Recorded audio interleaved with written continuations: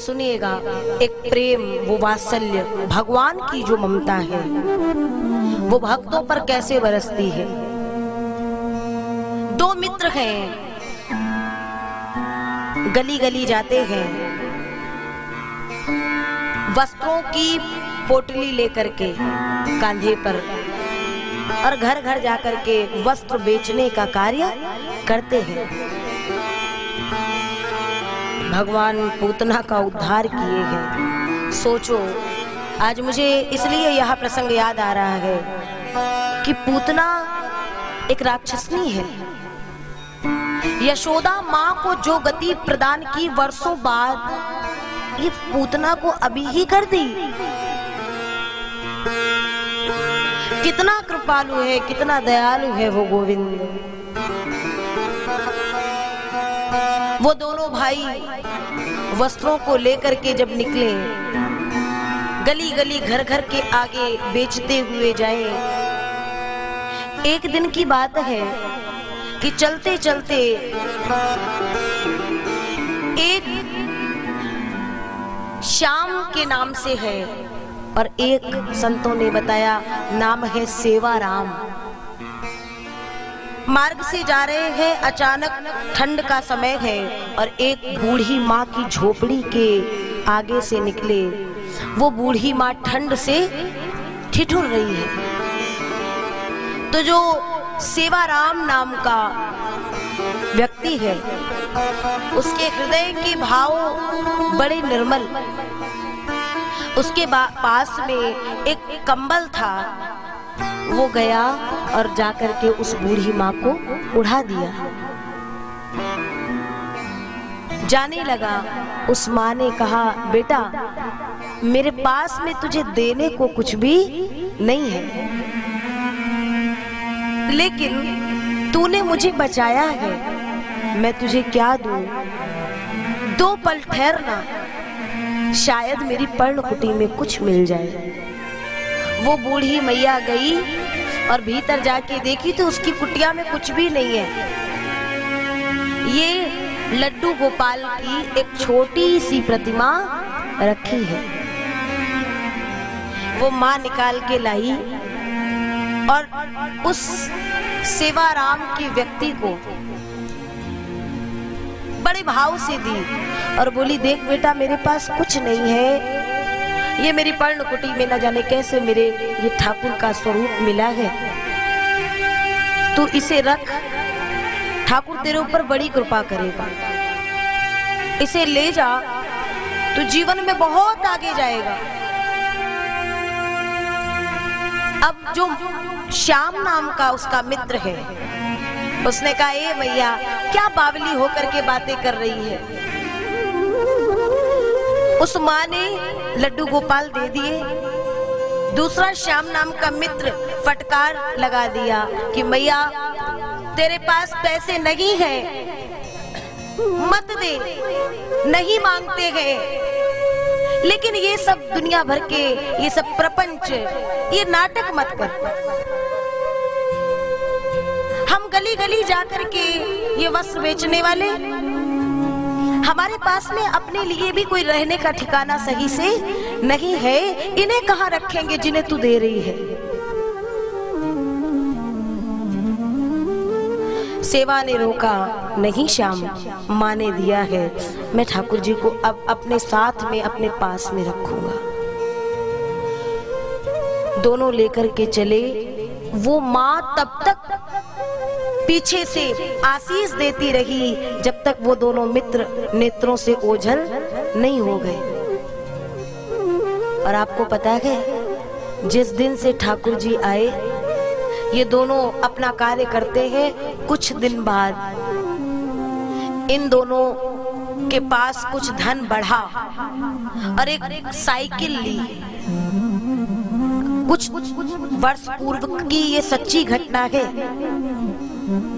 कि एक साइकिल ली और उसमें सामने एक टोकरी लगी है।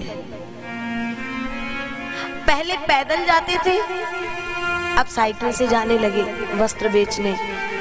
और वो जो ठाकुर जी है ना, उनको उसी टोकरी में रख लेते हैं। आप कभी वृंदावन जाना प्यारे, हम लोग सुबह उठते हैं तो भगवान की पूजा कर देते हैं, क्योंकि हमारे यहाँ नियम चला आ रहा है तो पूजा करनी पड़ेगी। उसके बाद कभी पलट करके दिन भर में भगवान को देखते नहीं है। बस जो भाव से आपने यदि भाव रखा है तो आप देखेंगे, नहीं तो भगवान को मूर्ख समझा के पूजा कर दी। लेकिन दिन भर में अब शाम का समय हुआ, आरती का समय आया तो चले गए और दीपक जला दिए। हमने भगवान को पत्थर मान रखा है, इसलिए भगवान भी पत्थर की तरह ही हमें मिलते हैं। सुनना, वो सेवाराम नाम का वो मित्र धीरे से वो साइकिल लिया, कार्य और आगे बढ़ गया, किराए की दुकान ली, सेवा करते, कार्य करते, वस्त्रों का व्यापार करते। कुछ दिन बाद वो किराए की दुकान से भी ऊपर उठे, अपनी दुकान ले लिए, कार्य जारी है। अरे दोनों की वस्त्रों की मीलें हो गई महाराज।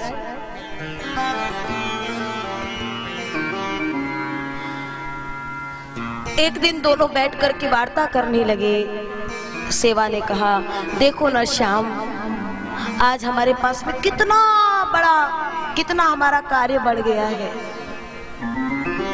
श्याम ने कहा, ये सब हमारे मेहनत का फल है। सेवा बोला, नहीं श्याम, ये ठाकुर जी है ना हमारे पास, ये सब इनकी कृपा है। मेहनत तो हम पहले भी करते थे, परिश्रम तो पहले भी करते थे, लेकिन इतना फल कहाँ मिला, ये इनकी कृपा है। अब वो श्याम ने यूं ही बात हटा दी। कुछ दिन बाद समय बीता, दोनों की आयु बढ़ रही है, धीरे धीरे बच्चों के विवाह इत्यादि किए। एक दिन सेवा का स्वास्थ्य थोड़ा सा खराब हुआ। दुकान में आने में, मिल में आने में थोड़ा समय लगा। आने पर श्याम ने पूछा, सेवा ने कहा, ना जाने क्यों मेरी तबीयत अब कुछ ठीक नहीं लगती है।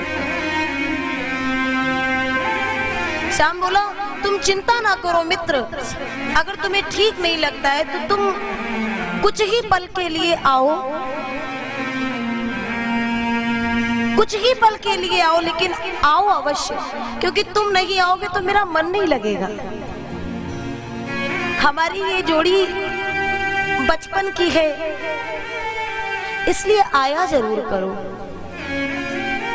धीरे धीरे तो सेवा का स्वास्थ्य इतना खराब हो गया कि वो कुछ ही घंटे, 2-4 घंटे बड़ी मुश्किल से आ पाए। श्याम ने कहा, तुम ऐसा कभी मत करना कि किसी दिन आना नहीं। तो सेवा कहता है, सुनो, चिंता क्यों करते हो, अगर मैं नहीं भी आऊंगा तो मेरा वो बांके बिहारी आएगा, मैं नहीं भी आऊंगा तो मेरा ठाकुर आएगा ना। कुछ दिन बाद सेवा आया, दिन के 12 बजे थे। अद्भुत तेज, उसका मुखमंडल अद्भुत तेज से देदीप्यमान हो रहा है, चमक रहा है, बड़ा प्रसन्न है। देखा, श्याम ने पूछा, मित्र तुम्हारी तबीयत ठीक हो गई? हाँ, ज्यादा तो नहीं है, कुछ ठीक है। मैं तुम्हारे पास में 12 बजे से 5 बजे तक अब रहूंगा। मतलब? बोले हाँ, वो और कुछ काम है, अब मेरा स्वास्थ्य कुछ ठीक है तो 12 से 5 तक रहूंगा। 6 महीने बीत गए। एक दिन श्याम की बेटी की शादी, विवाह तय हुआ। निमंत्रण लेकर के, न्योता लेकर के श्याम मित्र के यहाँ पहुंचा। देखा तो सेवा के बच्चे मिले, बेटे बहू, कार्ड दिए। सेवा कहाँ है? आज मील में भी नहीं आया। बेटों ने देखा एक दूसरे की ओर और फिर कहते, क्या बात करते हैं चाचा जी? बोले क्यों? मेरा मित्र है, मैं पूछूंगा नहीं। अब बहुएं एक दूसरे की ओर देखने लगी। सेवा की पत्नी के पास श्याम गया।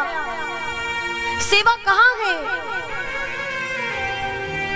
पत्नी ने कहा, आप कैसी बात कर रहे हो? क्या ये मजाक कर रहे हो? आपको पता नहीं है? श्याम ने कहा, मैं स्वयं देख लेता हूँ, और दौड़ करके सेवा के कक्ष में पहुंचा।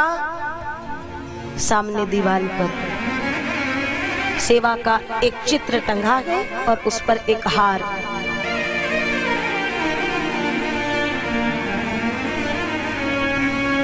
ये क्या है? सेवा की पत्नी ने कहा, तुम्हें पता नहीं 6 महीने पहले उनका प्राणांत हो चुका है।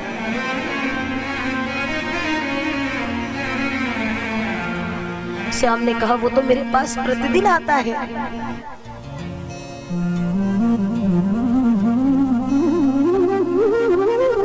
प्रतिदिन 12 बजे से 5 बजे तक। ठंड का समय था ना, बिहारी जी के पट इतने समय के लिए बंद रहते थे, तो बिहारी जी सेवा के रूप में श्याम के पास आ जाते थे।